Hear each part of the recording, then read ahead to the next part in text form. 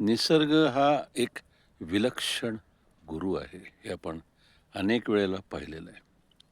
निसर्गातल्या नाना जाती, प्रजाती, पर्यावरण, झाडांचे, वेलींचे, वृक्षांचे प्रकार, गवतांचे प्रकार, दगडधोंडेसुद्धा आपल्याला अनेक गोष्टी शिकवत असतात आणि निसर्गाकडूनच खरं शिक्षण आपल्याला मिळू शकतं.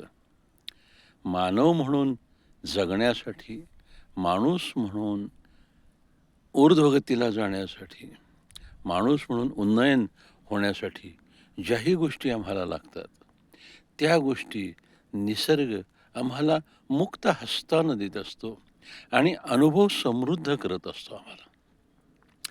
अनुभव हाच खरा गुरु आहे, हे अनेक ठिकाणी आपण वाचलेलं असतं, ऐकलेलं असतं. मात्र प्रत्यक्ष अनुभव घेतल्यानंतरच त्याचं महत्त्व आणि महती कळते.